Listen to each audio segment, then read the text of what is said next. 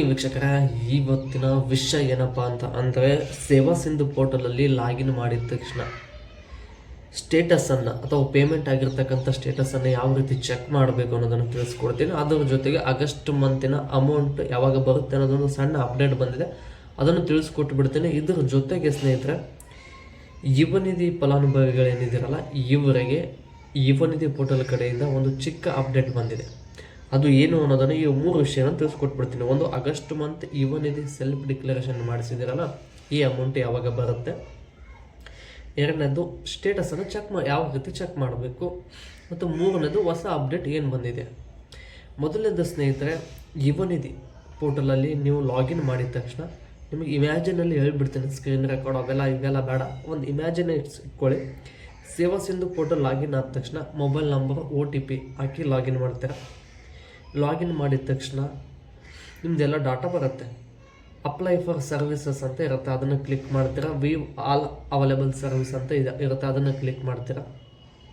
ಅದನ್ನು ಆದ ತಕ್ಷಣ ಸರ್ಚ್ ಬಟನಲ್ಲಿ ಹೋಗಿ ಇಮ್ಯಾಜಿನೇಷನ್ ಮಾಡ್ಕೊಳ್ಳಿ. ಸರ್ಚ್ ಬಟನಲ್ಲಿ ಹೋಗಿ ಸರ್ಚ್ ಬಟನಲ್ಲಿ ಯುವನಿಧಿ ಅಂತ ಸರ್ಚ್ ಮಾಡ್ತೀರಾ. ಆವಾಗ 3 ಆಪ್ಷನ್ ಬರುತ್ತೆ. ಅದನ್ನು ಚೆಕ್ ಮಾಡೋದು ಹೇಗೆ, ಮತ್ತು ಅರ್ಜಿ ಹಾಕೋದು, ಮತ್ತು ಸೆಲ್ಫ್ ಡಿಕ್ಲರೇಷನ್ ಮಾಡಿಸುವಂಥದ್ದು. ಈ 3 ಏನು ಬರುತ್ತಲ್ಲ, ಈ 3ರಲ್ಲಿ ಯುವನಿಧಿ ಪರಿಸ್ಥಿತಿ ಅಂತ ಇರುತ್ತೆ.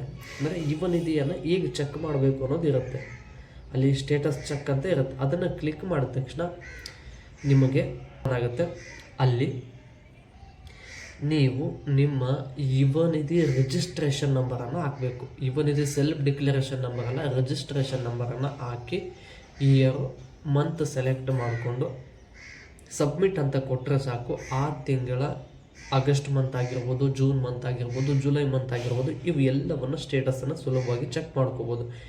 ಇದು ನೀವು ಅಂಡರ್ಸ್ಟ್ಯಾಂಡ್ ಆಗಿದೆ ಅನ್ಕೋತೀನಿ. ಯಾಕಂದರೆ ಇದನ್ನೇ ಸ್ಕ್ರೀನ್ ರೆಕಾರ್ಡಲ್ಲಿ ತೋರಿಸುವಂಥದ್ದು ಅವಶ್ಯಕತೆ ಇಲ್ಲ. ಯಾಕಂದರೆ ಇಲ್ಲೆಲ್ಲರಿಗೂ ನಿಮಗೆ ಗೊತ್ತಿದೆ ಯಾವ ರೀತಿ ಲಾಗಿನ್ ಮಾಡಬೇಕು ಅನ್ನೋದು ಗೊತ್ತಿದೆ, ಯಾವ ರೀತಿ ಅಪ್ಲೈ ಫಾರ್ ಸರ್ವಿಸಸ್ ಮೇಲೆ ಕ್ಲಿಕ್ ಮಾಡಬೇಕು ಅನ್ನೋದು ಗೊತ್ತಿದೆ. ಇದು ಒಂದು ವಿಚಾರ. ಮತ್ತು ಅದ್ರ ಜೊತೆಗೆ ಆಗಸ್ಟ್ ಮಂತ್ ಅಮೌಂಟ್ ಯಾವಾಗ ಬರುತ್ತೆ, ಇದರ ಬಗ್ಗೆ ಅಪ್ಡೇಟ್ ಬಂದಿರುವಂಥದ್ದು ಏನಪ್ಪ ಅಂದರೆ, ಈಗೇನು ಸೆಪ್ಟೆಂಬರ್ 1 ಇದೆಯಲ್ಲ, 15ನೇ ತಾರೀಕು ತನಕ ಟೈಮ್ ಇದೆ. ಸೆಪ್ಟೆಂಬರ್ 1ರಿಂದ 15ನೇ ತಾರೀಕು ಒಳಗಡೆ, ಸೆಪ್ಟೆಂಬರ್ 1ರಿಂದ 15ನೇ ತಾರೀಕು ಒಳಗಡೆ 3,000 ಯುವನಿಧಿ ಫಲಾನುಭವಿಗಳಿಗೆ, ಡಿಗ್ರಿ ಮುಗಿದವರಿಗೆ 3,000, ಡಿಪ್ಲೊಮಾ ಮುಗಿದವರಿಗೆ 1,500 ಸೆಪ್ಟೆಂಬರ್ 15ನೇ ತಾರೀಕು ಒಳಗಡೆ ಬರುವುದಾಗಿ ತಿಳಿಸಿದ್ದಾರೆ. ಮತ್ತು ಅದರ ಜೊತೆಗೆ ಯುವನಿಧಿ ಕಡೆಯಿಂದ ಬಂದಿರತಕ್ಕಂಥ ಹೊಸ ಅಪ್ಡೇಟ್ ಏನಪ್ಪ ಅಂತಂದರೆ, ಇವತ್ತು ಯಾವುದೇ ಯುವನಿಧಿ ಪೋರ್ಟಲಲ್ಲಿ ಓಪನ್ ಮಾಡಿ ಚೆಕ್ ಮಾಡೋಕ್ಕೆ ಹೋದರೆ ಲಾಗಿನ್ ಆಗ್ತಾಯಿಲ್ಲ.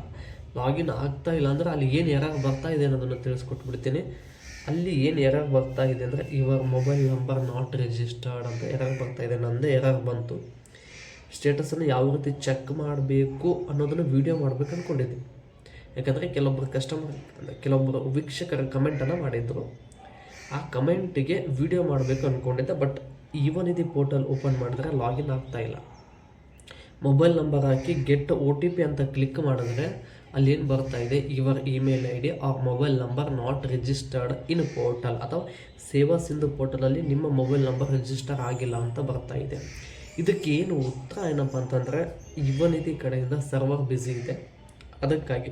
ಯಾಕಂದರೆ ರಿಜಿಸ್ಟರ್ ಮೊಬೈಲ್ ನಂಬರ್ ಹಾಕಿ ಲಾಗಿನ್ ಮಾಡಿದ ತಕ್ಷಣ OTP ಬರಬೇಕು. ಗೆಟ್ OTP ಮೇಲೆ ಕ್ಲಿಕ್ ಮಾಡಿದ್ರೆ, ಗೆಟ್ OTP ಮೇಲೆ ಕ್ಲಿಕ್ ಮಾಡಿದ್ರೆ OTP ಇನ್ನೊಂದು ಸ್ವಲ್ಪ ಟೈಮ್ ತೊಗೊಂಡು ಬರಲಿ, ಅದು ಬೇರೆ ವಿಚಾರ. ಬಟ್ OTPನೇ ಬರ್ತಾ ಇಲ್ಲ, ಈ ರೀತಿ ಹೇಳ್ತಾ ಇದೆ ಅಂದರೆ ತಾಂತ್ರಿಕ ಸಮಸ್ಯೆ ಇದೆ ಸ್ನೇಹಿತರೆ. ಇನ್ನು 1 or 2 ಡೇಸ್ ವೇಟ್ ಮಾಡಿ ಎಲ್ಲ ಡೀಟೇಲ್ಸನ್ನು ಚೆಕ್ ಮಾಡ್ಕೋಬೋದು. ನಿಮ್ಮದು ಲಾಗಿನ್ ಆಗಿದೆಯೋ ಇಲ್ವೋ, ಇಲ್ಲ ನಿಮ್ಮದು ಇದೇ ರೀತಿ ಬರುತ್ತೋ ಇಲ್ವೋ ಅನ್ನೋದನ್ನು ಕಮೆಂಟ್ ಬಾಕ್ಸಲ್ಲಿ ಕಮೆಂಟ್ ಮಾಡಿ.